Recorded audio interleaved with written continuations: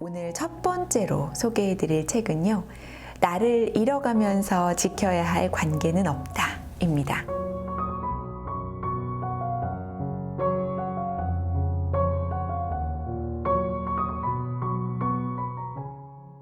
관계에서 상처받은 사람들을 위한 감정 수업이라는 부제가 있는데요. 타인에게 휘둘리지 않고 나를 지키는 심리학 솔루션이라고 되어 있습니다. 이 책을 선택한 이유는 이지영 저자가 쓴 책 2권을 저는 읽어봤는데요. 감정 조절 방법에 대한 이야기를 다루고 있어요. 이 책에서도 관계와 관련해서 감정을 조절하는 방법들을 좀 알려주지 않을까라는 기대를 하면서 책을 읽게 됐습니다. 목차를 한번 보면요. 눈에 들어오는 키워드가 하나 있습니다. 상처라는 키워드입니다. 첫 번째 챕터에서 상처는 어떻게 만들어지는가, 두 번째 감정은 상처의 신호다 라고 시작을 하는데요. 맨 마지막 챕터에서는 상처로부터 자유로워지는 방법을 알려주고 있습니다.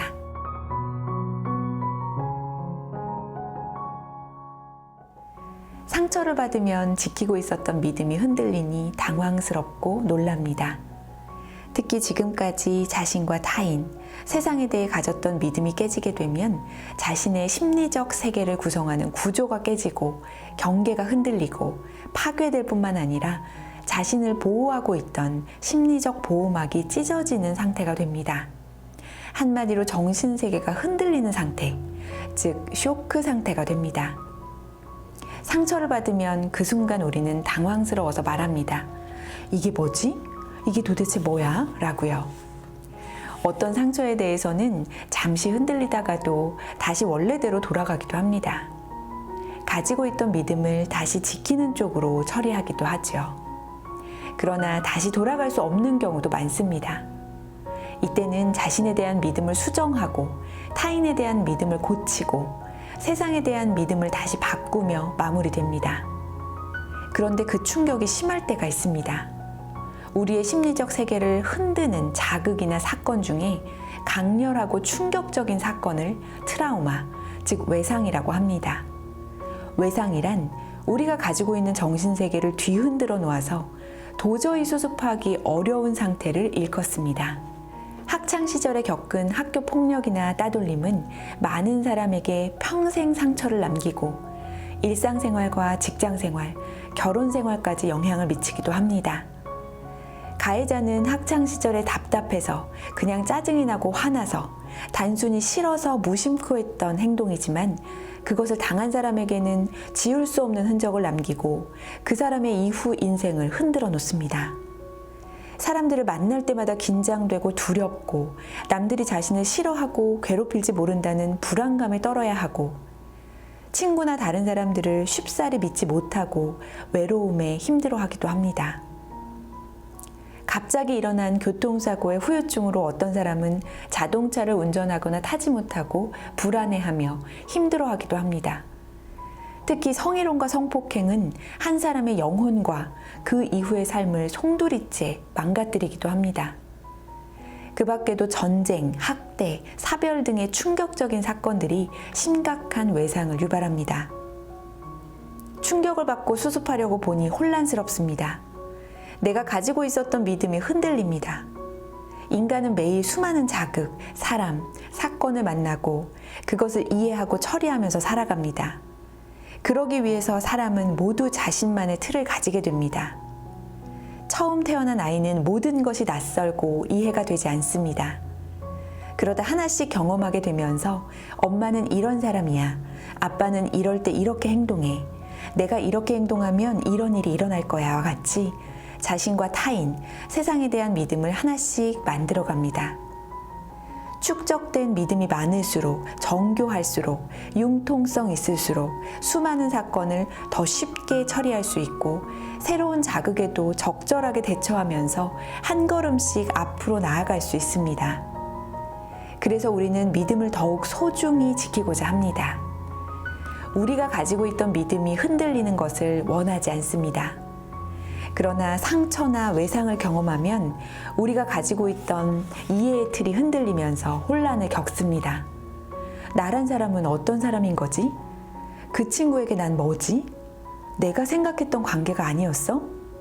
내가 오랫동안 겪고 믿었던 게 거짓이었던 거야? 도대체 뭐가 사실인 거지? 어떻게 생각해야 옳은 거지? 난 이제 앞으로 무엇을 믿어야 하지? 상처는 결국 나의 세계, 즉 나의 경계를 침범당하는 현상이라 할 수 있습니다. 자신, 타인, 세상에 대한 믿음이 침범당하는 것이죠. 우리는 상처받으면 화가 납니다. 화, 즉 분노는 자신의 경계가 침범당할 때 느끼는 감정입니다. 우리는 모두 자신만의 경계가 있습니다. 그 경계가 허락 없이 침범당할 때 화가 나죠. 몸은 기본적으로 우리 자신의 물리적 경계에 해당하므로 신체적 폭력은 가장 대표적인 경계 침범 행위이자 분노 유발 행위입니다. 신체적 접촉 또한 마찬가지입니다. 범하는 사람 입장에서는 상대가 예쁘고 귀여워서 토닥거리고 만지는 것일 수 있지만 접촉을 당한 사람은 허락 없이 자신의 경계가 침범당하는 것이라 화날 수 있습니다. 그런데 우리는 물리적으로 접촉하지는 않지만 누군가의 경계를 침범하는 행위를 하곤 합니다. 바로 조언입니다. 그 사람을 위해서 한 말이지만 조언을 듣는 사람은 자신의 경계가 침범됐다고 지각할 수 있습니다. 이러한 조언이나 지적은 분노를 유발합니다. 누군가에게 무심코 하는 말 한마디가 또는 그 사람을 위해서 하는 조언이 그 사람에게는 상처가 되어 화를 유발할 수 있는 겁니다. 누군가에게 화를 유발하는 것은 항상 조심해야 합니다. 모든 사람은 화가 나면 화를 유발한 그 상대에게 복수하고 싶은 마음이 들기 때문입니다.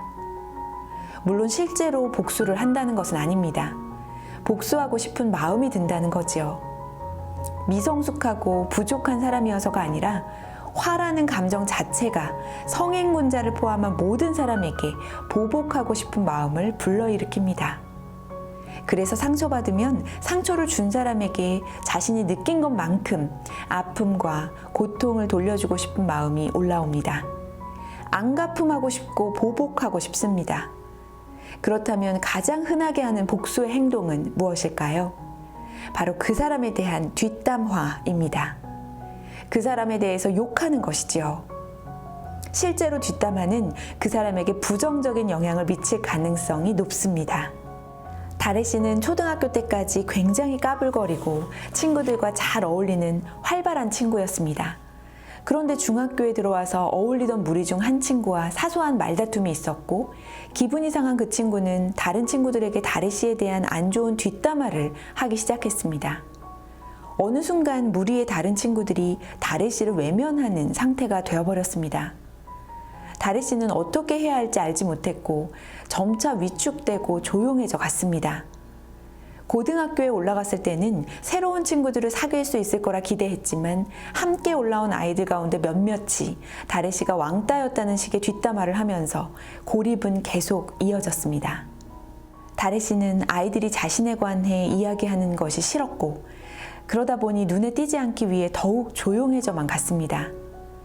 직장인이 된 다래 씨는 여전히 조직에서 눈에 띄지 않으려 노력하고 있지요. 이렇듯 뒷담화는 한 사람에게 오랫동안 나쁜 영향을 주기도 합니다. 그런데 조언이나 지적이 가장 많이 일어나는 시기가 언제일까요? 바로 양육할 때입니다. 부모는 아이를 키우면서 정말 많은 것을 가르쳐야 합니다. 그러다 보니 자녀에게 부모는 잔소리쟁이로 여겨지기도 합니다. 또 그 소리야? 그만해. 듣기 싫어. 알았다고 진짜. 이렇듯 양육 과정에서 이루어질 수밖에 없는 부모의 조언이나 훈육은 자녀에게 분노를 유발합니다. 아이는 부모에게 자꾸만 화가 나고 심술이 나고 불만이 쌓입니다. 호빈 씨는 공부를 굉장히 잘하는 모범생이었습니다. 그런데 대학 입학 후에는 수업에 들어가지 않는 등 학업 생활을 전혀 하지 않았고 그러다가 퇴학을 당하는 상황까지 가게 됐습니다. 호빈 씨에게 무엇이 문제였을까요? 호빈 씨는 어머니에게 잔뜩 화가 나 있었습니다. 호빈 씨의 어머니는 어렸을 때부터 호빈 씨의 일거수일투족을 간섭하고 그의 삶에 개입했습니다. 사립 유치원과 사립 초등학교를 다니며 10개가 넘는 과외 활동을 해야 했던 호빈 씨는 어머니의 지나친 간섭과 개입에 화가 났지만 너무나 강한 어머니에게 아무런 반항도 할 수 없었습니다. 우울감과 무력감은 쌓여만 갔습니다. 그러다 어머니의 소원대로 호빈 씨가 인류대학에 입학하자 어머니는 안심하고 호빈 씨에게서 관심을 거두게 됐습니다. 호빈 씨는 처음으로 자유를 맛보았고 어머니가 방심한 틈을 타서 20년간 어머니에게 느꼈던 분노를 복수로 갚아주기 시작했습니다. 바로 어머니가 그토록 중요하게 생각했던 학업과 대인 관계를 하지 않는 방식으로 말입니다.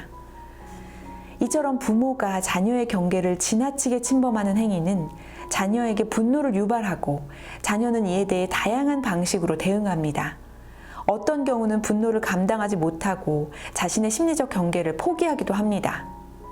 아빠, 엄마, 나 가져. 내 몸도 가져. 나라는 심리적 경계도 가져. 그래서 부모가 자신을 때리거나 자신을 원하지 않는 활동에 참여시켜도 더 이상 화가 나지 않습니다. 왜 그럴까요? 더 이상 나는 내 것이 아니니까요. 화가 나지 않기에 고통은 덜어졌고 그나마 버티고 살아갈 수는 있습니다. 그래서 오히려 이런 환경에서 자란 사람들이 화를 비롯한 감정을 잘 느끼지 못하거나 감정이 메마르고 무딘 경우가 꽤 있습니다. 상처는 자존감과 관련이 높습니다. 대부분의 사람들은 자존감이 손상됐을 때 상처를 받고 화가 납니다. 자존감이란 자신을 존중하고 소중하게 생각하는 마음입니다. 세상에 벌거벗겨진 채 아무것도 없이 태어났어도 이 험난한 세상을 살아갈 수 있는 것은 바로 우리에게 자존감이 있기 때문입니다. 자존감은 우리가 세상을 살아가는 힘이고 무기이죠. 자존감은 성장하고 살아가는 동안 여러 가지 것들로 채워지는데 가장 핵심적인 두 가지는 바로 사랑과 인정입니다. 모든 사람은 사랑받고자 하는 욕구와 인정받고자 하는 욕구가 있고 이를 채우고자 합니다. 어린아이는 부모의 사랑스러운 눈빛과 표현, 그리고 칭찬으로 사랑과 인정을 먹고 자존감을 채웁니다. 그러나 이것이 적절히 충족되지 못하게 되면 소위 자존감이 낮은 상태로 자라게 됩니다. 전래동화 벌거벗은 임금님에서 임금님은 자신의 능력을 믿지 못했습니다. 그래서 자신의 능력이나 내면을 돌보기보다는 화려한 옷으로 치장하며 인정받으려 했습니다. 이처럼 자존감을 스스로 확신하지 못하면 자꾸만 외부에서 이를 확인받기 위해 매달리게 됩니다. 어떤 사람은 다른 사람의 칭찬이나 애정 표현에 매달리기도 하고 자신보다 약한 사람을 괴롭히며 힘을 과시하고 확인하려 하며 돈이나 사회적 지위를 이용해서 다른 사람을 복종시키고자 합니다. 그러나 사실은 이들 모두는 자신이 보잘것없다는 생각에서 비롯된 것입니다. 보잘것없는 내면을 일시적으로 감추기 위한 행동일 뿐입니다. 그러나 자존감이 높은 사람, 즉 자신을 소중히 생각하고 존중하는 사람은 외부의 것에 매달릴 필요가 없습니다. 그렇게 하지 않아도 이미 자존감이 채워져 있으니까요. 세상을 살아갈 힘이 충분합니다. 그런데 많은 경우 사람들은 누군가 무심코 던진 한마디나 행동에 화를 냅니다. 한 번은 제 강의에 참석한 모든 분들에게 화나는 상황 한 가지만 떠올려 보라고 했습니다. 그리고 그 상황에서 어떤 생각이 들어서 화가 났는지 찾아보라고 했습니다. 한 분씩 상황과 생각을 짚어보니 놀랍게도 모든 분이 나를 무시했다, 나에게 함부로 했다고 지각하고 있었습니다. 이처럼 대부분의 사람들은 상대의 말이나 행동에 대해 무시당했다, 존중받지 못했다고 지각할 때 화를 느낍니다. 오늘도 뉴스에서는 수많은 묻지마 범죄의 소식이 계속해서 전해지고 있습니다. 평소에 얼굴도 잘 알지 못하는 이웃 주민이 갑자기 쫓아와 칼부림을 하거나 폭력을 휘두르기도 하고 길을 지나가다 눈이 마주친 사람이 해코지하기도 합니다. 드라마 동백꽃 필 무렵은 인간사에 대한 많은 이야기를 공감이 가게 잘 그려놓았습니다. 여기에는 까불이라고 불리는 연쇄 살인마가 나옵니다. 시청자들은 도대체 까불이가 왜 사람을 죽였는지 궁금해했습니다. 그런데 마지막에 까불이가 말합니다. 모두가 자신을 무시했기 때문이라고 말입니다. 까불이는 사람들이 자신을 무시했다고 생각했고 화가 치밀어 올랐습니다. 결국 그 화를 주체하지 못하고 갚아주고 싶은 마음에 살인을 저질렀던 겁니다. 그런데 우리가 누군가에게 무시당했다고 생각될 때 느끼는 분노는 그 순간에 그 상대에게 느끼는 분노만이 아닙니다. 살아오면서 겪었던 무시당했다고 지각했던 수많은 경험들 속에서 쌓인 분노 덩어리가 그 순간에 함께 올라오는 것입니다. 온전히 존중받으며 살아온 사람이 얼마나 될까요? 어릴 때 부모에게 잔뜩 사랑받았지만 학교에 가서 친구들에게 놀림당하고 무시당하는 경험을 하고 학교 선생님께 야단맞는 경우도 많습니다. 또 형제자매가 있을 때는 형이나 누나와 비교당하고 동생과 비교당하기도 합니다. 형은 저렇게 잘하는데 너는 왜 이것밖에 못해? 네 동생을 봐. 동생은 말도 잘 듣고 자기 일도 잘하는데 너는 왜 이렇게 구멍이 많아? 때로는 친구들이나 사촌들과 비교당하며 수치심을 느끼기도 합니다. 네 친구는 이번에도 1등 했다며. 너는 친구가 1등하는 동안 뭐 했니? 이번에 사촌이 서울대 갔다고 하더라. 너는 서울에 있는 대학이나 가겠니? 이 과정에서 우리는 무시를 당했다고 생각해 자존심이 상합니다. 화가 납니다. 어릴 때부터 시작된 수많은 무시당한 경험에서 느낀 분노는 차곡차곡 축적되어 있다가 사소한 말 한마디와 눈빛에 쉽사리 올라옵니다. 그리고 가슴 깊숙한 곳에서 끌어올려진 엄청난 분노 덩어리가 한꺼번에 표출되면서 심한 경우 살인으로 이어지기까지 합니다. 자신에 대한 믿음이 부정적인 방향으로 흔들리면서 수치심이 느껴지기도 합니다. 그래, 내가 별 볼 일 없지. 내가 진짜 별로 하는 게 없지. 라고 생각이 되면서 부끄럽다. 쥐구멍에라도 들어가고 싶다. 창피해. 와 같이 수치심에 몸둘 바를 모르곤 합니다. 특히 신체적 학대, 심리적 학대, 성적 학대는 모두 자존감에 심한 상처를 입히면서 강한 수치심을 불러일으킵니다. 수치심은 다른 사람들로부터 비난받거나 놀림당하거나 멸시당할 때 느끼는 감정으로 감정 가운데 가장 고통스러운 감정이기도 합니다. 수치심은 세상을 살아가야 하는 당사자인 자기 자신에 대한 믿음 자체를 흔들어 놓으며 굉장히 고통을 줍니다. 심한 경우 쥐구멍에라도 숨지 못한다면 자신을 죽여 없애서라도 사람들에게 자신이 노출되지 않도록 하고 싶게 만들기도 합니다.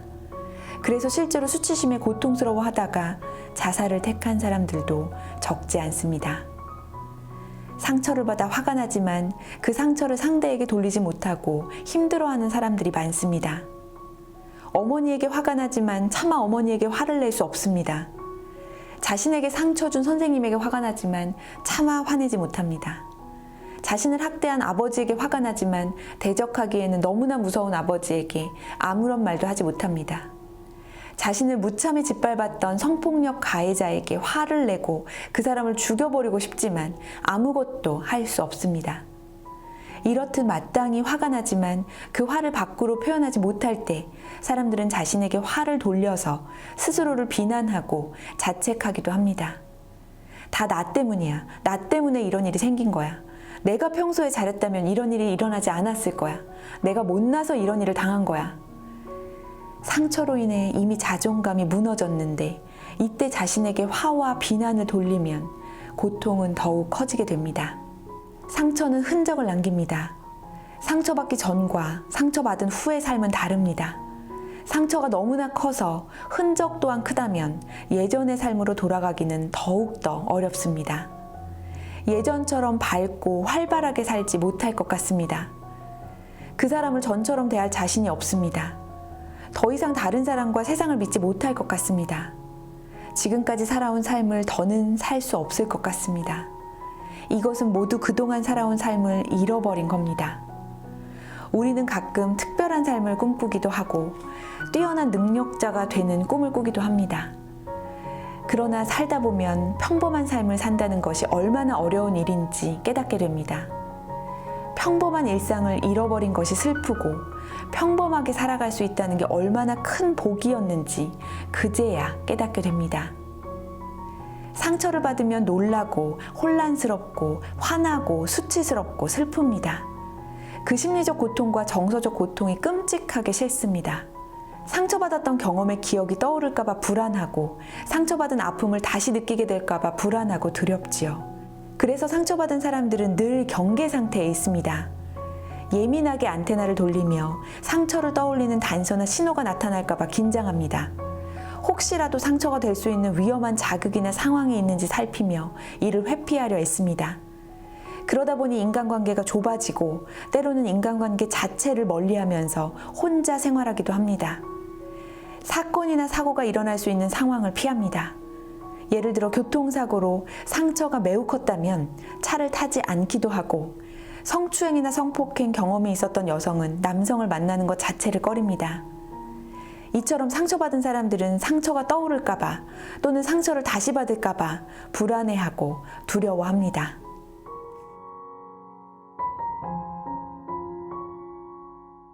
상처받아서 힘들어요. 상처 때문에 너무나 고통스러워요. 가슴이 아파서 미칠 것만 같아요. 그렇습니다. 상처받으면 아픕니다. 가슴에 돌을 맞은 것 같고 뭔가 패인 것 같이 싸하고 스크래치가 난 것처럼 따갑습니다. 때로는 커다란 돌덩어리가 가슴에 얹힌 것 같이 무겁고 답답하기도 합니다. 상처받아 고통스럽고 힘들어 죽겠습니다. 그런데 아프다는 것, 고통스럽다는 것, 힘들다는 것의 정체는 무엇일까요? 그 본질은 어디에 있을까요? 힘들다는 것은 바로 감정입니다. 우리는 화를 주체하기 어려워서 힘이 들고 긴장이 되고 조마조마하고 불안합니다.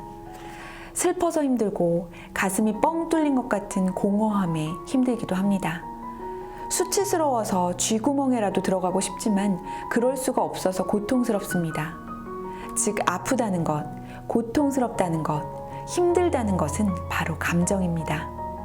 상처로 인해 발생한 감정이 우리에게 고통을 주고 아픔이 되는 것입니다. 따라서 상처를 이해하기 위해서는 감정을 이해해야 합니다.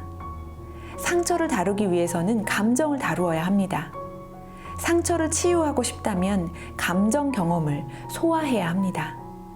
상처로부터 자유로워지고 싶다면 감정으로부터 자유로워져야 합니다. 상처는 반드시 불쾌한 감정을 유발합니다. 당황스럽고 놀라고 혼란스럽고 화나고 수치스럽고 슬프고 불안합니다. 그렇다면 여기에서 감정이 무엇인지 언제 느껴지는지 알 필요가 있습니다.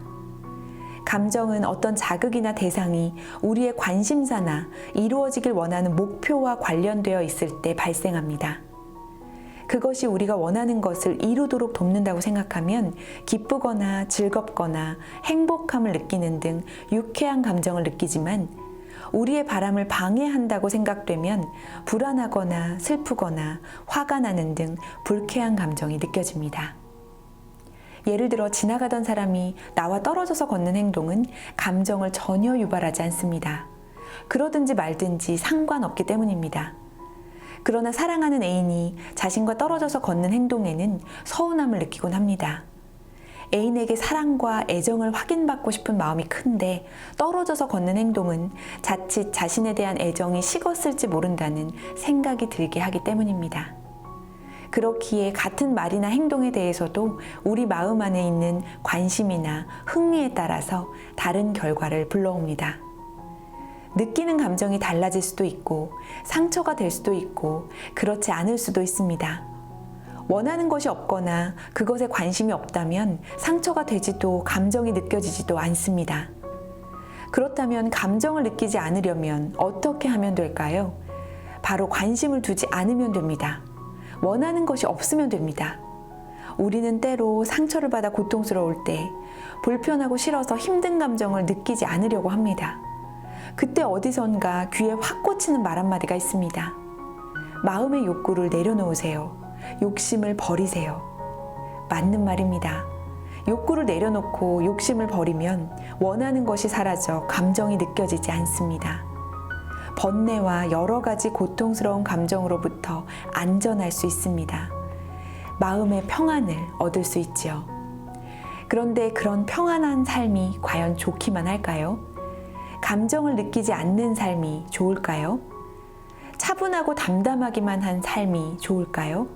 마음을 연구하는 학문인 심리학에는 수많은 이론이 존재하고 인간에 대해서 각기 다른 관점을 제시하지만 인간을 바라보는 한 가지 공통된 점이 있습니다.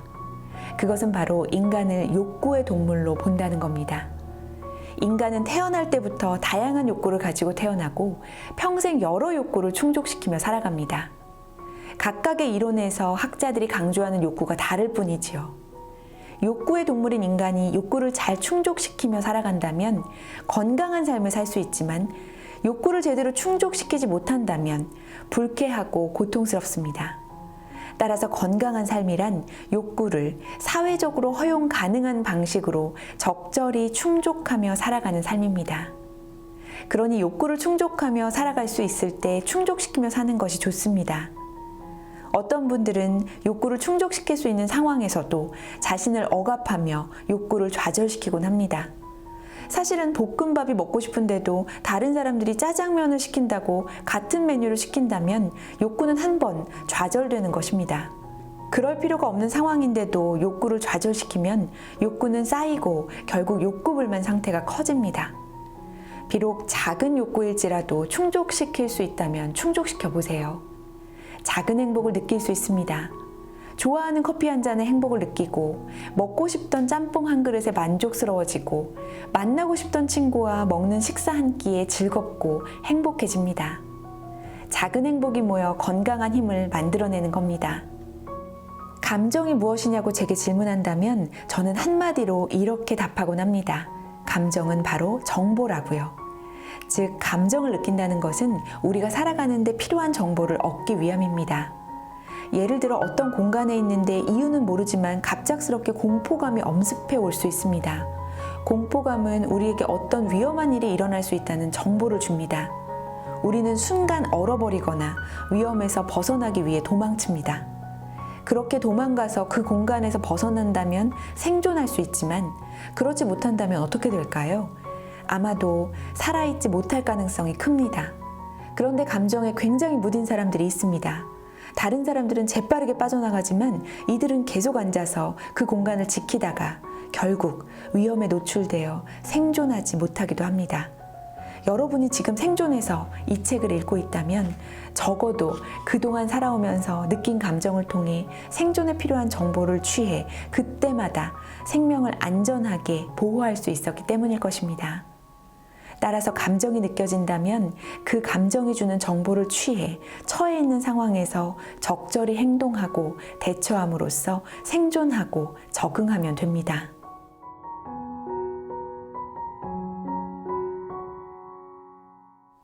이 책에서는 상처로부터 자유로워지고 싶다면 먼저 감정으로부터 자유로워져야 한다고 말하고 있습니다.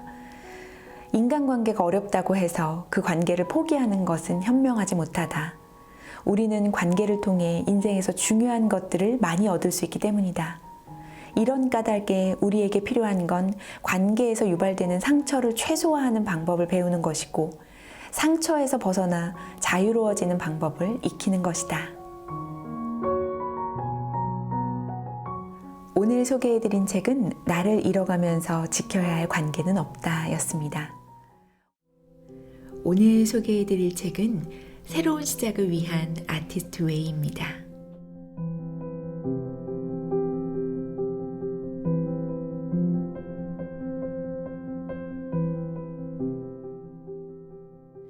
모닝 페이지라는 걸 알고 계신 분들은 이 아티스트 웨이가 낯설지 않으실 텐데요. 이 책은 줄리아 카메론이 25년 전에 펴낸 아티스트 웨이를 2020년에 새로운 시작을 위한 아티스트 웨이로 새롭게 펴낸 책입니다. 이 책의 표지에는 중년 이후의 삶에서 창조성과 의미를 발견하기라고 써 있는데요. 저는 이걸 보면서 중년의 의미를 생각해 보게 됐어요. 창조성을 확장하기를 바라는 사람이라면 누구나 참여할 수 있는 12주 프로그램으로 구성되어 있습니다. 각 주마다 해당되는 부분을 읽고 그 안에 담긴 과제를 수행하면 됩니다. 저는 이 내용을 보고 창조성을 위한 책이라고 하니까 예술가들이 봐야 되는 책인가 선뜻 손이 가지 않았었는데요. 이 책에서는 예술가만을 위한 책이 아니라고 이야기하고 있습니다. 인생의 제1막을 뒤로 하고 아직은 확고히 설계되지 않은 인생의 제2막에 들어서려는 사람들을 위한 책이라고 하고 있습니다.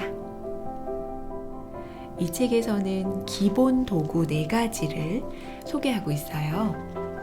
간단히 살펴보면요. 모닝 페이지라는 것은 매일 아침에 일어나자마자 의식의 흐름에 따라서 손으로 3쪽씩 글을 쓰는 겁니다. 이렇게 쓴 글은 나만 보는 건데요. 저는 이 줄리아 카메론을 나를 치유하는 글쓰기라는 책으로 알게 됐는데요. 나를 치유하는 글쓰기라는 책에서 8주 동안 나도 보지 말라고 되어 있더라고요. 그래서 저는 아직까지 한 번도 제가 쓴 모닝 페이지를 보지 않았습니다. 두 번째는 회고록인데요. 주마다 몇 년 단위로 기억을 일깨우면서 당신의 인생을 돌아보도록 구성된 과정입니다. 아티스트 데이트라는 게 좀 생소하시죠? 이거는 일주일에 한 번씩 뭔가 재밌는 것을 찾아보는 혼자만의 탐험을 말합니다. 영화를 봐도 좋고 미술관을 가도 좋고 여러분들이 좋아하고 재미있는 것을 찾아보는 시간이라고 보시면 됩니다. 마지막으로 산책인데요.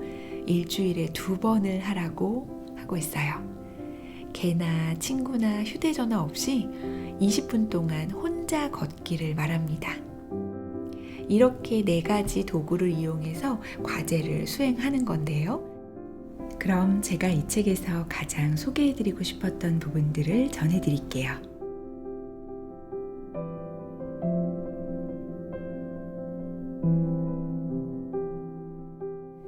내가 모닝 페이지라고 부르는 이 창조성 회복의 기본 도구는 그야말로 무엇이든지 아침에 손으로 3쪽씩 글을 쓰는 것이다. 이것이 아침에 가장 먼저 하는 일이며 아무에게도 보여주지 말아야 한다. 모닝 페이지를 쓰는데 잘못된 방식이란 없다. 나는 모닝 페이지를 당신이 보낼 하루를 선명하게 바라보지 못하게 방해하는 것은 뭐든지 닦아서 없애버리는 자동차 와이퍼라고 생각한다. 새 모이 사는 걸 깜빡했다. 새로 산 식기세척기 세제는 생각한 것보다 별로다. 나는 AAA의 회원권을 갱신해야 한다. 프린터 용지가 다 떨어졌다. 동생한테 전화해야겠다. 이와 같은 모닝 페이지는 사소하고 하찮은 것처럼 보일지 모르지만 창조성과 관련된 좀 더 깊이 있는 모험을 위한 길을 구축하는 활동이다. 모닝 페이지는 우리가 정확하게 어디에 있는지 우리와 우주 둘 모두에게 알려준다. 나는 종종 모닝 페이지를 활동적인 명상으로 생각한다. 또 다른 한편으로는 모닝 페이지가 우리 인생 구석구석에 쌓여있는 먼지를 떨어내는 아주 작은 소리라고 생각한다. 시간이 없다며 모닝 페이지 쓰기를 여러 차례 거부한 사람들이 결국에는 빈 시간이 생길 때 할 수 있는 일로 모닝 페이지 쓰기만 한 것이 없다는 생각을 점차 갖게 되었다. 모닝 페이지는 은퇴자들에게 이상적임이 틀림없다. 줄리아, 난 시간이 없어요. 라고 말하던 사람이 줄리아, 나는 시간이 얼마든지 있어요. 그리고 내가 그 시간을 어떻게 활용하고 싶어 하는지 잘 알아요. 라고 말하게 된다. 나는 모닝 페이지는 영적인 라디오라고 설명한다. 우리가 분노, 두려움, 기쁨, 즐거움, 꿈, 희망에 대해 쓸 때 우리가 진정 누구인지를 우주에 알리는 것이다. 자유롭게 글을 쓸 때 전에는 알아차리지 못했을 수도 있는 인생의 선택 지점이 보이고 좀 더 자유로워진 우리 자신을 발견하게 된다. 우리는 우주가 우리에게 보내는 대답을 듣기 시작한다. 다음 단계에 무엇을 해야 하는지 알려주는 육감과 직감이 우리를 조심스럽게 잘 이끌어준다. 종종 모닝 페이지는 엄한 사랑을 보여주는 친구이다. 만일 우리가 중요한 문제에 조치를 취하지 않으면 모닝 페이지는 자신이 한 제안을 따를 때까지 우리를 계속 들볶을 것이다. 나는 종종 이런 얘기를 듣는다. 줄리아, 모닝 페이지를 쓰면서 나 스스로 식습관과 운동 습관에 대해서 엄격하게 관리를 하고 싶어 하는 마음이 있다는 걸 알게 되었어요. 23kg이나 뺐다니까요. 매일매일 모닝 페이지를 쓰면서 불평만 늘어놓을 뿐 적극적으로 행동하지 않기는 무척 어렵다. 모닝 페이지는 우리를 창조주와 의식적으로 접촉하도록 이끈다. 모닝 페이지는 우리의 꿈과 영감에 좀 더 적합한 새로운 인생으로 나아갈 수 있는 다리를 놓아준다. 줄리아, 나는 모닝 페이지가 무서워요 라는 이야기를 가끔 듣는다. 나는 모닝 페이지는 부드럽고 온화하다는 말로 용기 없는 사람들을 안심시킨다. 나는 정말 모닝 페이지가 효과가 있는지 모르겠어요. 때로는 의심 많은 이들이 말한다. 일단 한번 모닝 페이지를 써보세요. 나는 그들을 격려한다. 모닝 페이지를 쓰는 데에는 잘못된 방법이란 없다. 모닝 페이지는 경험해봐야 진가를 알 수 있는 도구이다. 실제로 모닝 페이지를 써보면 그 효과를 믿게 된다. 난기류가 없다면 그 속도감을 실감하지 못할지도 모르는 제트기 승객들과 마찬가지로 모닝 페이지를 쓰는 사람들 역시 변화의 속도를 눈치채지 못할지도 모른다. 아무런 변화 없이 모닝 페이지를 쓰는 일은 불가능하다. 그렇지만 어떤 사람들은 모닝 페이지를 쓰는 시간이 그저 따분하기만 하다고 이의를 제기한다. 그래도 계속 쓰세요.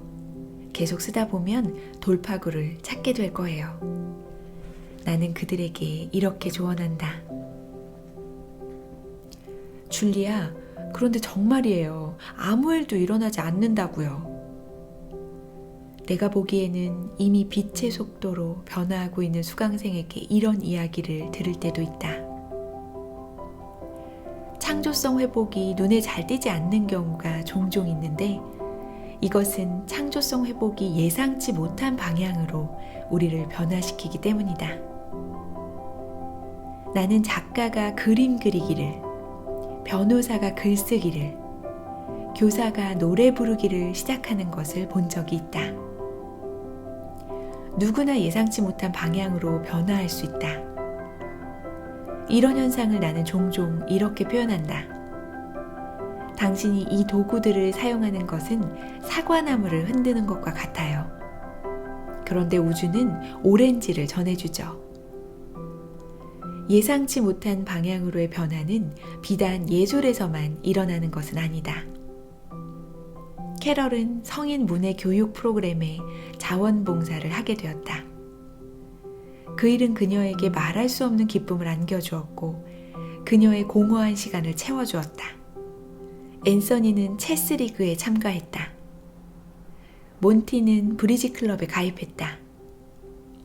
새로운 취미에 몰두하는 모습은 자주 목격되는 모닝 페이지의 성과이다.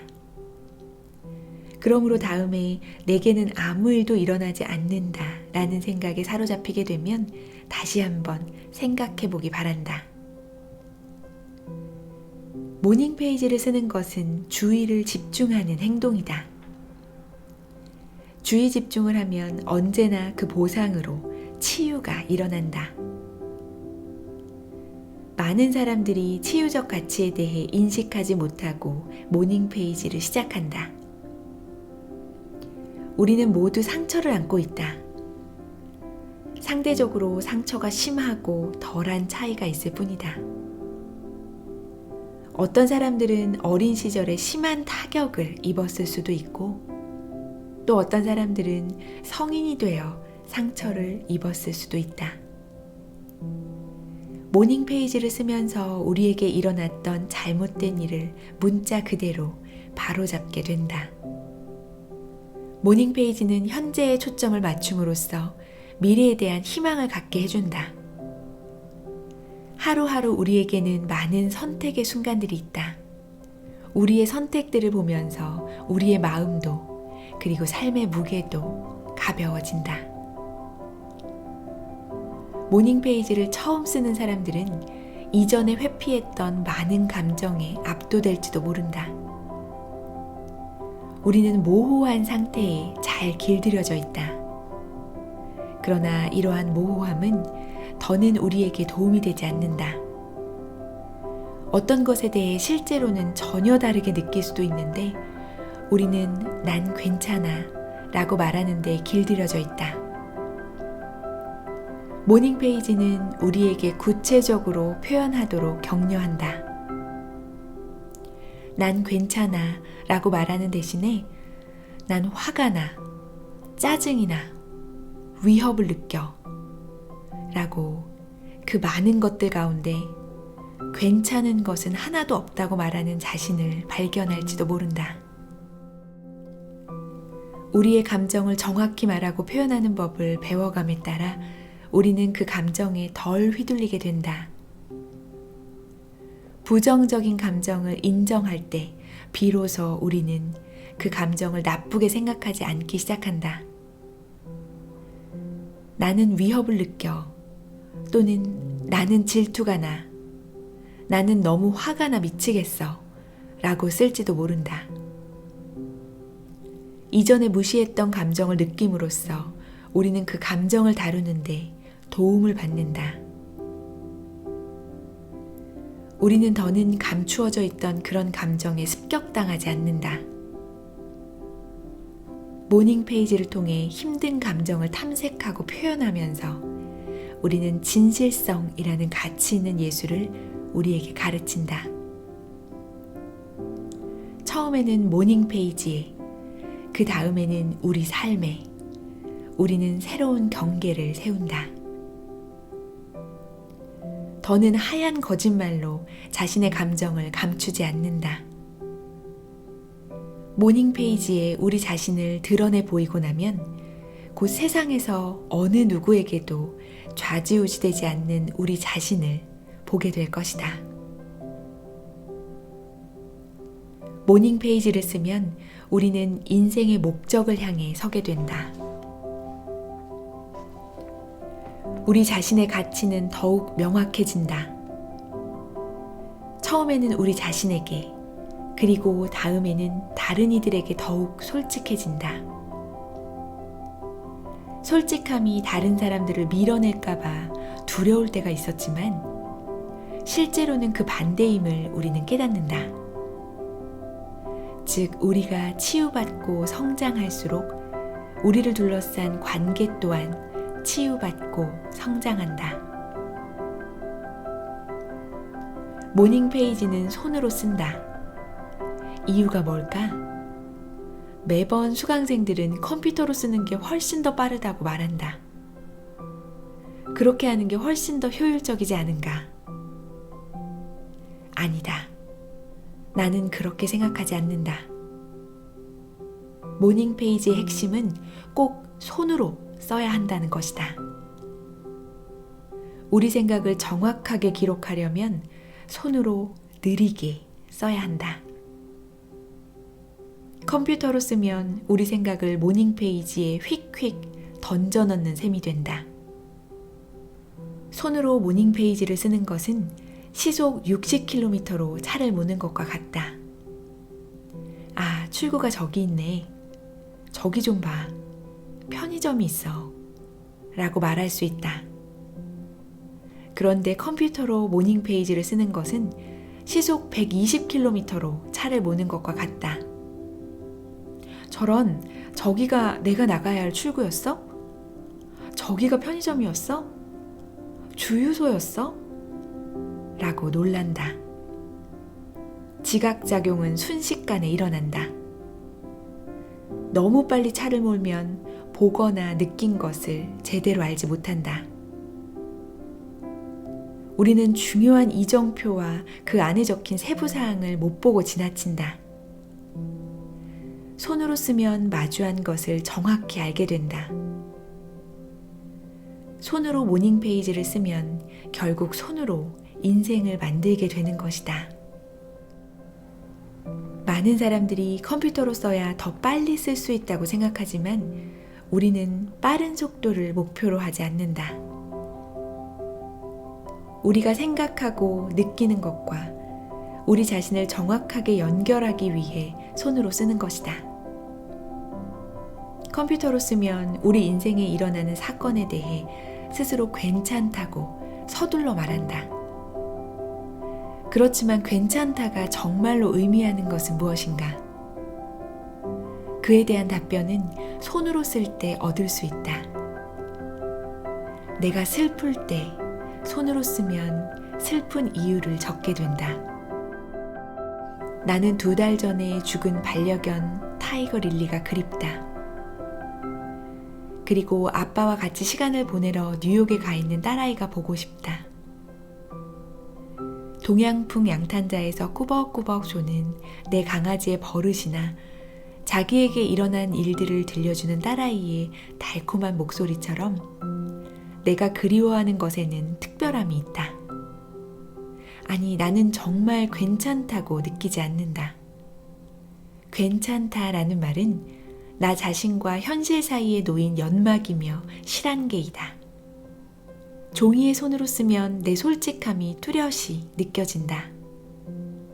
한 단어 한 단어 손으로 쓰면 자판으로 입력하는 것보다 더 느리겠지만 나 자신의 질문 그리고 답에 훨씬 더 빨리 직접 접촉할 수 있다.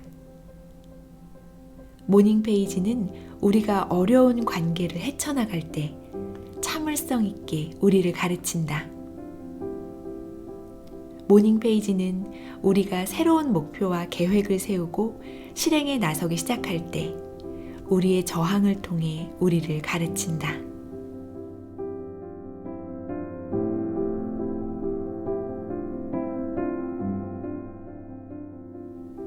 매일 아침 가능하면 일어나자마자 무슨 내용이든 3쪽을 쓰라.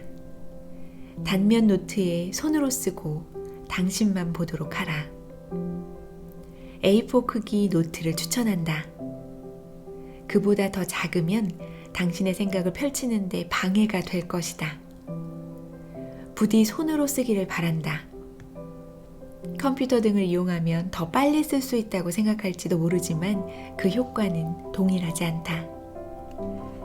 종종 커피를 마시기 전에 모닝 페이지를 써야 하는지 질문하는 사람들이 있다. 커피 애호가인 나로서는 아침에 커피로 정신을 깨우는 시간에 결코 어느 누구의 방해도 받고 싶지 않다. 그럼에도 불구하고 커피 한 잔을 내리는데 45분을 쓰지는 말라고 말하고 싶다. 가능한 한 빨리 모닝 페이지를 시작하라. 모닝 페이지를 빨리 시작할수록 그 효과는 더욱 커질 것이다. 사랑하는 사람이나 소중한 친구에게 모닝 페이지를 보여주지 말라. 모닝 페이지는 사적이고 완전히 자유로운 형식이며 순전히 의식의 흐름에 따라 기록하는 것이다. 모닝 페이지는 일종의 영적인 지압요법을 시행하는 것으로 하루를 새로 시작하기에 앞서 우리를 깨끗하게 정화하는 것이다. 모닝 페이지는 일반적인 글쓰기가 아니며 일정한 형식으로 하나의 주제를 깊이 탐구하는 학술 논문은 더더욱 아니다. 모닝 페이지는 우리에게 남아있는 전날의 정신적 잔여물을 말끔하게 없애준다. 이 작업을 꾸준히 하면 우리 인생의 궤도가 달라질 것이다.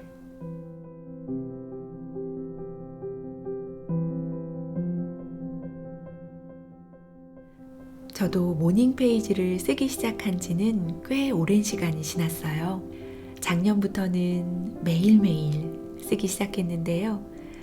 2년째 쓰면서 느끼는 거는 써봐야 그 진가를 알 수 있다 라는 것입니다. 작가의 말 그대로죠. 아침에 눈 뜨자마자 글을 쓰고 그 아침에 정화된 기분으로 하루를 살아갑니다. 작가가 말하듯이 A4 3장을 쓰는 일은 쉽지 않은 거예요. 그래서 저는 나름대로 변칙을 쓰고 있는데요. A5 사이즈 한 장을 적으면서 하루 15분에서 20분 정도를 투자합니다. 그 시간으로 아침이 상쾌해지는 걸 느낍니다. 새로운 시작을 위한 아티스트 웨이를 한번 읽어보시고 여기서 말하는 기본 도구 4가지를 통해서 여러분의 인생을 또 여러분의 삶을 새롭게 발견하시기 바라겠습니다. 오늘은 새로운 시작을 위한 아티스트 웨이를 소개해드렸습니다. 여러분은 오늘 하루 기분이 어떠셨나요? 우리가 살면서 기분 좋은 일들만 있으면 참 좋겠지만 기분 나쁜 일들도 있게 마련이죠. 누군가한테 지적을 받거나 내 기분을 망치는 사람을 만나거나 이럴 때 혹시 그 기분에 휘둘려서 하루를 보내고 그 기분으로 자신을 망치는 일을 하고 있지는 않으신가요? 오늘 소개해드릴 책은 감정에 끌려다니는 노예가 아니라 주인으로 바로 서는 방법을 배울 수 있는 기분이 태도가 되지 않게입니다.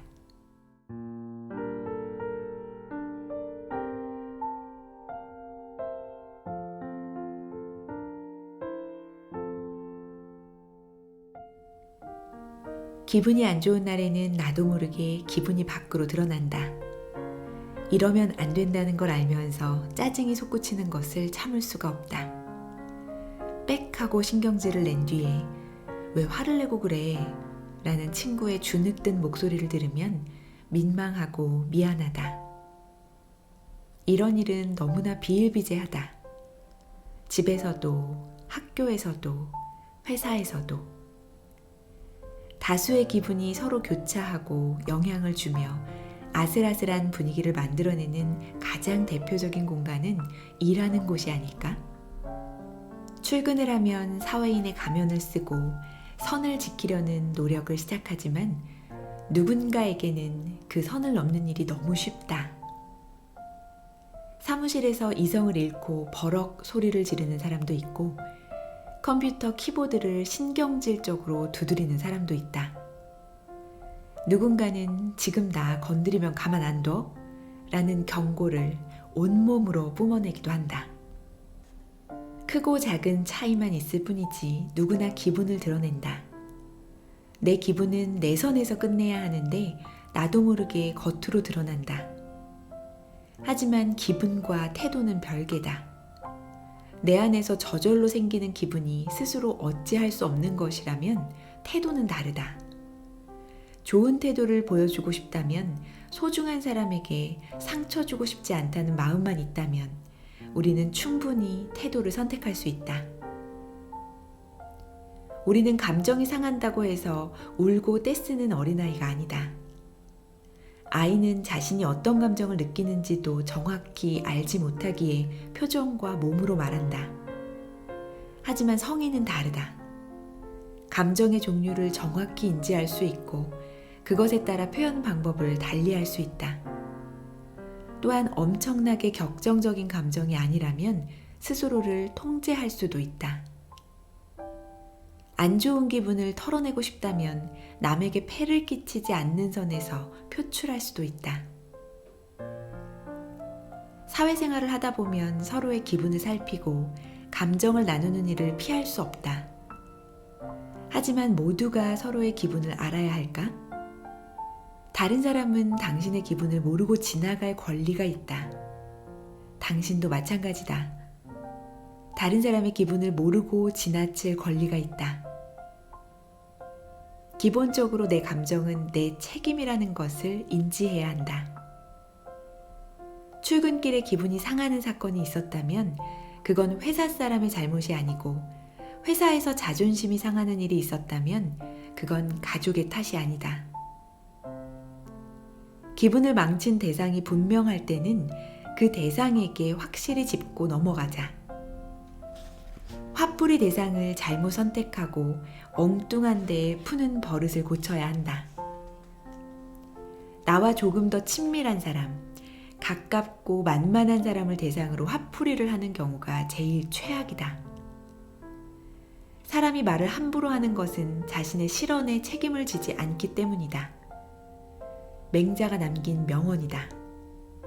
아마도 회사에서 기분대로 행동하는 걸로 악명 높은 사람이 있다면 그중 대부분은 높은 직급의 상사가 아닐까? 그런 사람들은 마음대로 기분을 드러내도 자기에게 뭐라고 하는 사람이 아무도 없기 때문에 굳이 조심할 필요성을 못 느낀다. 사람은 누울 자리를 보고 발을 뻗는다. 나는 맹자의 말에 전적으로 동의하지는 않는다. 결국 사람은 자신의 행동에 책임을 진다고 생각하기 때문이다.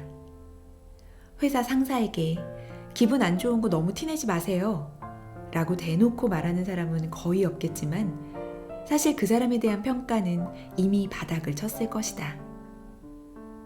그는 아무에게도 진심으로 존중받지 못하고 무시당하는 인생을 스스로 선택한 것이다. 사람들은 그저 적당히 비위나 맞춰주면서 지내고 있을 뿐이다. 반대로 자신의 기분을 통제하는 데 능숙한 사람을 보면 존경심이 절로 생긴다. 결코 쉽지 않은 일임을 모두가 잘 알고 있기 때문이다. 안 좋은 감정을 남에게 전달하지 않기 위해서 노력하는 사람. 그게 진짜 어른의 태도가 아닐까?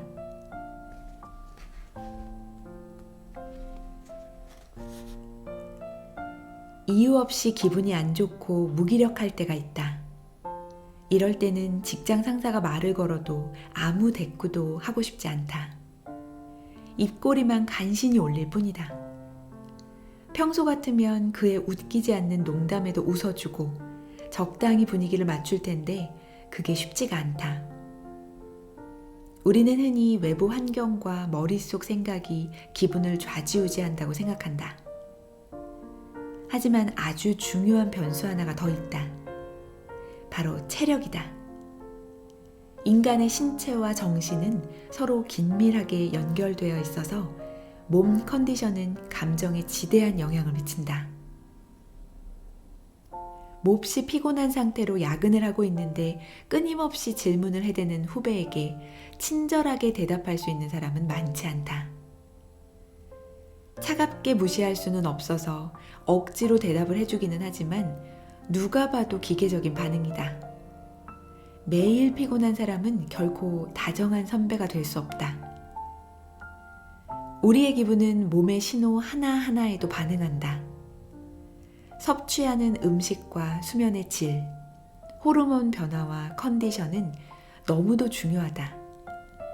하룻밤 잘 자고 일어나면 의욕이 넘치지만 저녁쯤 퇴근길에는 갑자기 인생에 회의감이 든다. 잠이 부족하면 하루 종일 아이처럼 까칠한 잠투정을 해댄다. 다 큰 성인인데도 그렇다. 몸이 아프면 머리로는 그러면 안 되는 걸 알면서도 툴툴대고 신경질을 내서 주위 사람을 지치게 만든다. 신체적 고통에 모든 신경이 집중되면 다른 사람을 위한 배려는 감정 노동으로 느껴질 뿐이다. 뚜렷한 이유 없이 기분이 안 좋을 때면 자신에게 3가지 질문을 던져보자. 밥은 제대로 챙겨 먹었나? 요즘 잠은 제대로 잤나? 운동은 좀 하고 있나? 내게 이 질문들을 던져보면 역시나 내 몸을 잘 돌보지 않고 있을 때가 많았다. 이럴 때마다 나는 속으로 안도했다. 도저히 이유를 알 수 없는 기분 변화가 정답이 모호한 논술 문제라면 몸 상태로 인한 기분 변화는 정답이 확실한 수학 문제 같았기 때문이다. 몸은 거짓말을 하지 않아서 운동을 하는 것만으로도, 잠을 충분히 잘 자는 것만으로도 기분이 한결 나아졌다. 어느 날은 괜히 신경질이 난다 싶었는데 초콜릿 하나를 먹었더니 바로 마음이 차분해졌다. 정신없이 일하느라 당이 떨어졌다고 외치는 몸의 신호를 놓치고 있었던 것이다. 물 한 잔으로 기분이 바로 나아진 적도 있다. 한 끼 식사도 우습게 여겨선 안 된다. 영양학자는 감정 기복 또한 음식과 관련이 있다고 말한다. 게을러진 정신 또한 체력으로 개선할 수 있다. 무엇이든 몸이 뒷받침되어야 도전하고 시도할 수 있다. 포기하고 싶은 마음이 들 때는 체력의 한계에 부딪히지 않았는지도 함께 살펴야 한다. 머릿속 모든 생각들이 비관적으로 흐른다면 유산소 운동을 해보자. 긍정적인 마음의 힘이 다시 솟아오를 것이다. 몸과 마음을 함께 돌봐야 나에게도 남에게도 정성을 다할 수 있다. 한 가지 더. 배가 고프거나 피로가 누적되어 있을 때는 중요한 결정을 내리지 않는 것이 좋다.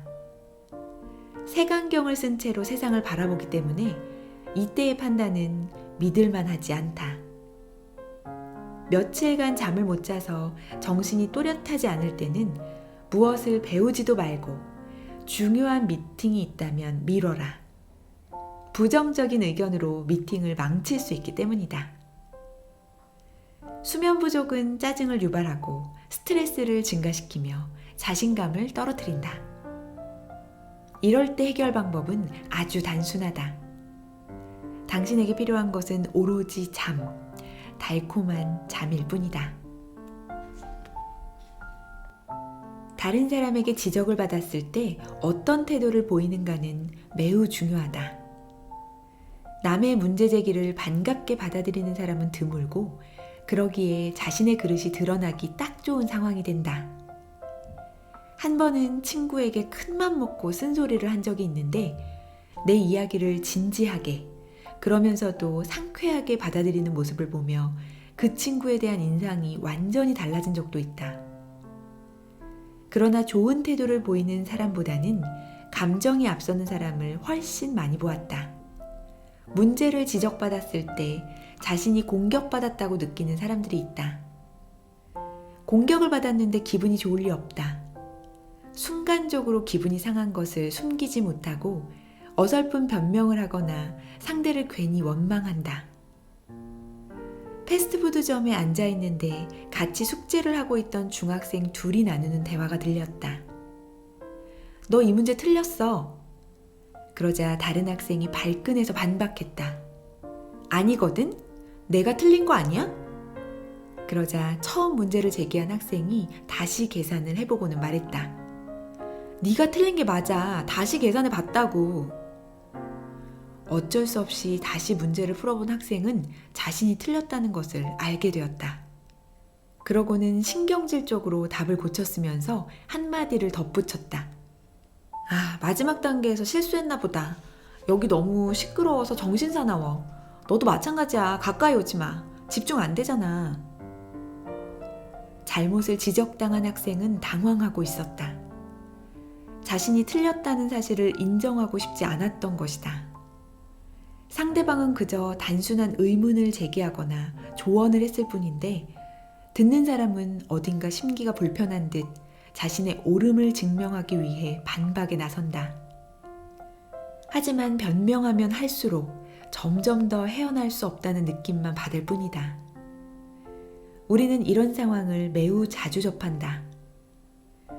오늘 늦었네요. 아, 오늘 날씨가 이래서 차가 엄청 밀리더라고요. 자료에 문제가 많네요. 그럴 리가요. 이거 만들려고 제가 며칠 밤을 새웠는지 아세요? 자신이 틀렸다는 것을 이미 인식하고 있다 하더라도 변명을 하는 사람들은 왜 그러는 걸까? 일반적으로는 자존심을 보호하기 위해서다. 심리학적 관점으로 보면 변명하는 것은 인간의 자기 보호 본능 중 하나다. 팔팔 끓는 물에 손이 닿자마자 움츠리는 것은 스스로 통제한 반응이 아니라 본능이다. 위험을 회피하는 본능 덕분에 인간은 자신의 몸과 마음을 건강하게 유지하고 보호한다. 하지만 이것이 우리가 잘못을 직면하고도 인정하지 않는 핑계이자 이유가 되어서는 안 된다. 남의 지적을 보다 긍정적이고 건강하게 활용하지 못하면 겉으로는 강하지만 실제로는 연약하고 편협한 사람이 되기 쉽다. 자기 부정이 가져다주는 잠깐의 위안에서 벗어나야 한다. 누군가가 문제를 제기한다면 그 말에서 감정을 분리하는 버릇을 들여라. 언뜻 들으면 상대의 말이 나를 상처 주기 위한 것처럼 느껴지지만 사실 내 기분이 만들어낸 오해일 때가 많다. 상대의 비판을 통해 자신의 결점을 발견하고 부족함을 개선해서 더 나은 사람이 되자. 얼마나 좋은 일인가. 타인의 지적을 자신의 동력으로 삼는 태도. 성숙한 어른만이 보여줄 수 있는 모습일 것이다. 넌 왜 이렇게 불만이 많아? 고등학교 때 친구에게서 이런 질문을 들었을 때 머리를 얻어맞은 듯 멍해졌다. 내가 불만이 많다고는 단 한 번도 생각하지 못했기 때문이다. 친구에게 너무 미안했고 어디론가 숨고 싶을 정도로 부끄러웠다. 버스에 사람이 너무 많아. 짜증나. 왜 이렇게 더워? 짜증나. 그때는 하루에도 몇 번씩 친구에게 짜증을 부렸다. 모든 일이 불만이 많았고 불평거리가 떠오를 때마다 짜증이 났다. 그야말로 짜증난다는 말이 입에 붙어있던 시절이었다. 슬플 때도 짜증난다고 말하고 화가 났을 때도 짜증난다고 말했다. 온 세상이 나를 짜증나게 만들기 위해 돌아가는 것 같았다. 무엇이 내 마음에 그렇게 안 들었을까? 지금 생각해보면 그렇게까지 거슬릴 일도 아닌데 습관적으로 불평을 했던 것 같다. 이런 습관적인 불평은 내 하루를 망치고 내 관계를 망치며 결국 나를 망쳤다. 엉망인 하루하루가 모여 결국에 나는 불만이 많은 친구가 되어 있었다. 모두 속으로는 잘 알고 있을 것이다. 사사건건 불편을 한다고 해서 자신에게 이득이 될 일은 전혀 없다는 것을 말이다. 자신이 지금 얼마만큼 불만족스러운지를 밖으로 표현해봐야 상황은 전혀 나아지지 않는다. 나아지기는커녕 주변의 분위기를 더 나쁘게 만들고 다른 사람의 기분마저 망가뜨리고 만다. 그러나 짜증스러운 불평을 쉽게 멈출 수도 없다. 사실 불평은 나 자신을 위한 것이다. 불평의 대상인 친구나 가족, 상사, 환경 등은 대체로 자기 바깥에 있는 것들이다. 그들을 원망하는 마음의 근원을 따라가 보면 나는 옳고 너는 틀렸다는 생각이 자리 잡고 있다. 이 어처구니 없는 믿음 때문에 나는 나의 진심을 참지 못하고 말로 내뱉고 마는 것이다. 불평하는 습관이 들면 일이 잘 풀리지 않을 때마다 자신에게서 원인을 찾는 대신 다른 사람을 부정하고 비꼬게 된다. 다른 사람을 깎아내리고 자신의 행위를 치켜 세우면서 우월감과 쾌감을 느낀다. 그러나 이런 쾌감은 눈 깜짝할 사이에 사라지고 아무런 이득을 가져다 주지 못한다.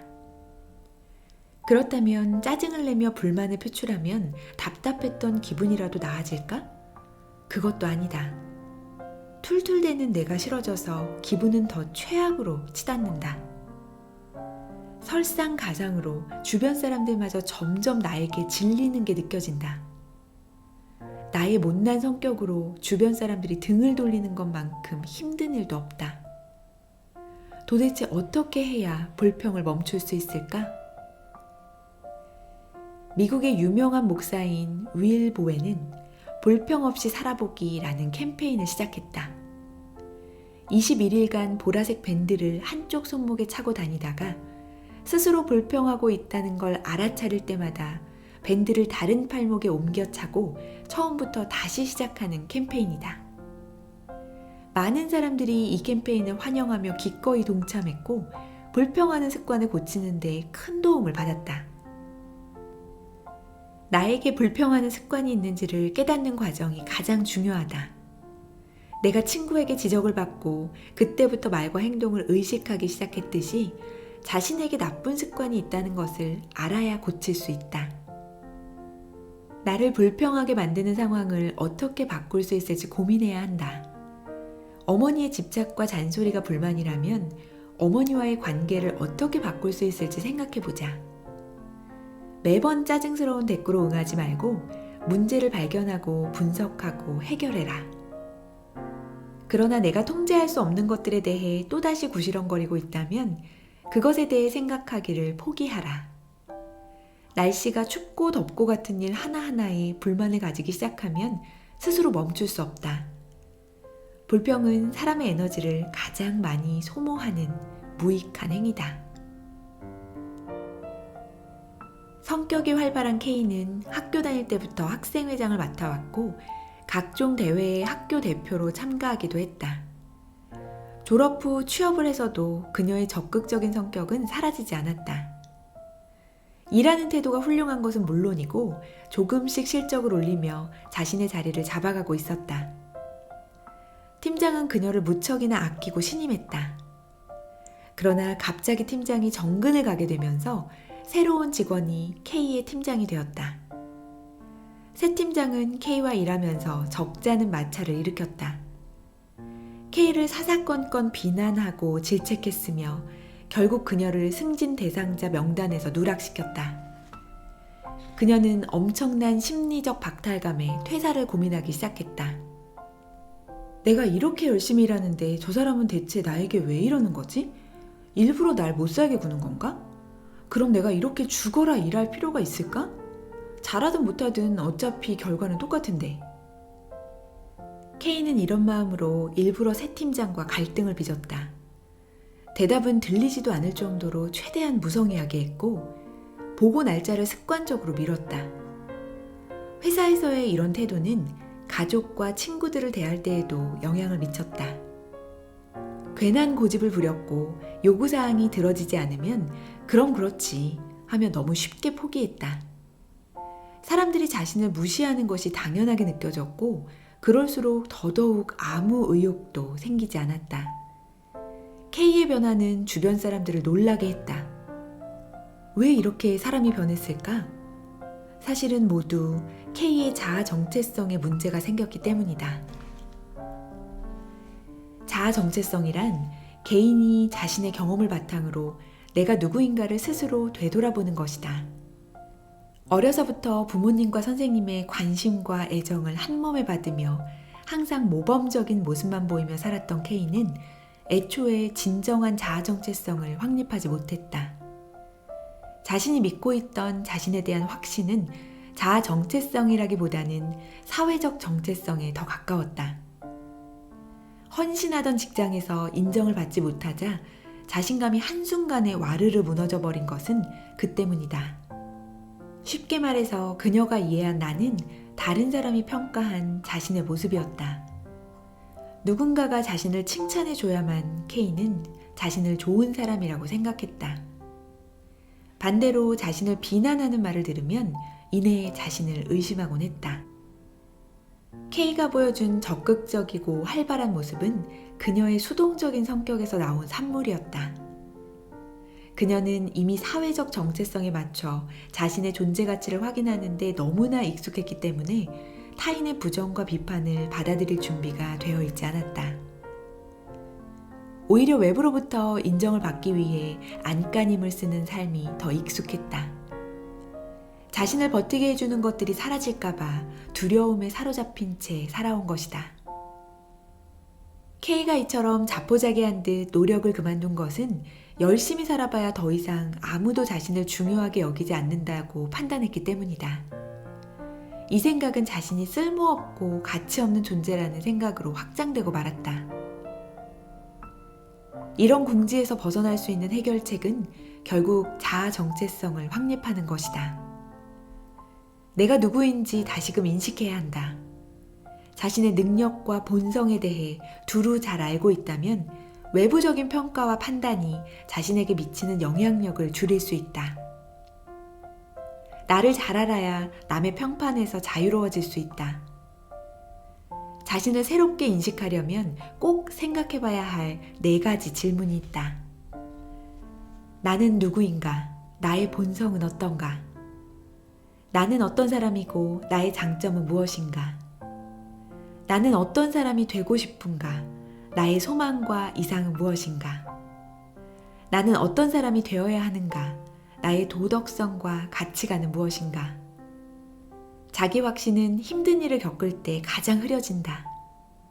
나를 관찰해서 자아 정체성을 확립하는 일은 힘든 시기에 당신을 이끌어주는 힘이 될 것이다. 친구 제이를 알고 지낸 지 여러 해가 되었는데 언제부터인가 그녀가 벌컥 화를 내는 바람에 깜짝 놀란 일이 여러 번 있었다. 예전에 제이는 그렇게 화를 내는 사람이 아니었다. 오히려 감정을 크게 표현하지 않는 편이어서 시험 성적이 생각보다 좋지 않을 때 시무룩해지는 게 전부였다. 하지만 성인이 되어 회사를 다니고부터 성질이 매우 날카로워졌다. 크든 작든 모든 일이 자기 뜻대로 되지 않으면 무조건 화부터 내고 봤다. 쇼핑을 할 때 마음에 드는 신발을 사지 못하면 화가 나서 동행에게 날카롭게 대꾸했고, 주말 캠핑을 할 때는 몹시 기대했으면서도 캠핑 자리가 마음에 들지 않는다는 이유로 내내 굳은 얼굴을 하고 있다가 M1 친구에게 화풀이했다. 이러한 사소한 일로 화를 내는 것은 이미 제이의 일상이 되어버렸다. 이로 인해 그녀 또한 고민이 많았다. 자기 뜻대로 되지 않는 일이 왜 이렇게 많은지, 왜 화를 참을 수 없는지 내게 묻곤 했다. 사실 너무 흔한 고민이다. 우리도 항상 다른 사람들은 대체 왜 저러는 것인지, 하늘은 왜 이리 불공평한 건지 이해를 하지 못한 채 살아간다. 하지만 정말 나를 둘러싼 것들이 원인일까? 우리는 상대방이 내 말을 듣지 않는다고 화를 내고, 일이 뜻대로 되지 않는다고 화를 낸다. 그렇다면 이렇게 생각해보자. 왜 상대방이 당신의 말을 꼭 들어야 하는가? 왜 모든 일이 원하고 기대하는 대로 착착 진행되어야 할까? 입장을 바꿔서 생각해 볼 필요가 있다. 모든 일이 뜻대로 되길 바라며 기대감을 가지고 있다면 그렇지 않을 가능성 또한 열어두어야 한다. 당신의 모든 일에 있어서 남의 말을 듣고 행동하지는 않을 것이다. 다른 사람에게도 이와 같은 자유가 있다. 사실 생각해보면 화낼 만한 일은 그리 많지 않다. 친구와 게임을 하다가 져서 화가 나기 시작했다고 치자. 하지만 원래 게임에는 승자와 패자가 존재하기 마련이다. 당신이 화가 난 이유를 좀 더 자세히 짚어보자면 게임이 원하는 방향으로 흘러가지 않아서 화가 난 게 아니라 당신의 통제욕이 완전히 충족되지 않아서 화가 난 것이다. 상대방은 당신의 말을 듣기 위한 존재가 아니다. 인간은 독립된 개체로 존재하기 때문에 다른 사람의 의지력을 자신의 생각대로 하려고 해서는 안 된다. 통제욕을 버리면 모두가 편안해질 수 있다. 그러나 여전히 화가 불쑥불쑥 치미는 순간을 맞이할 것이다. 그 순간을 부드럽게 지나갈 수 있도록 도와주는 임기응변을 익히는 것은 도움이 된다. 화가 나면 감정을 통제하기 어려워져서 남에게 상처 주는 말을 쉽게 내뱉는다. 이때 잠시 정신을 차리고 심호흡을 해보자. 숨을 3초간 들이쉬고 2초간 내쉬기를 3번 반복하는 아주 단순한 호흡이다. 심호흡은 몸에 산소를 고르게 공급해 주어서 뇌의 온도를 내리고 근육의 긴장을 풀어준다. 단순히 숨을 크게 들이쉬고 내뱉는 것만으로도 몸은 크게 이완되고 순간적인 감정도 안정을 되찾는다. 천천히 부정적인 감정에서 빠져나오는 과정을 느껴보자. 부정적인 감정이 몰려올 때 어떤 환경에 놓여 있는지는 매우 중요하다. 화가 났을 때 상대방을 보고 있으면 더 큰 화가 치밀어 오르고, 마음이 복잡할 때 침대에 누워 가만히 있으면 생각이 더 많아져서 더욱 괴로워진다.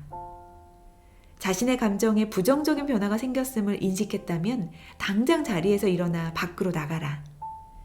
1m 거리의 밖이라도 지금의 환경에서 벗어날 수 있다면 기분이 훨씬 나아지고 마음도 가벼워질 것이다. 화가 나기 직전에 마음속으로 일시정지 버튼을 눌러라. 그리고 방금 일어난 일을 되새기며 화를 낼 만한 일인지를 따져보자. 정말 그렇게까지 화를 낼 일인가?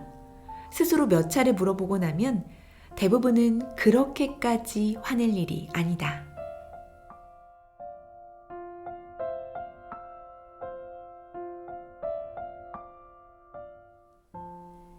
이 책은 기분에 조정당하고 감정에 휘둘리는 분들을 위한 심리 코칭이 담겨 있습니다. 좋은 태도는 체력에서 나옵니다. 자세를 바꾸는 것만으로도 기분이 바뀐다고 하는데요. 오늘은 기분을 내 편으로 만드는 방법, 기분이 태도가 되지 않게를 소개해 드렸습니다.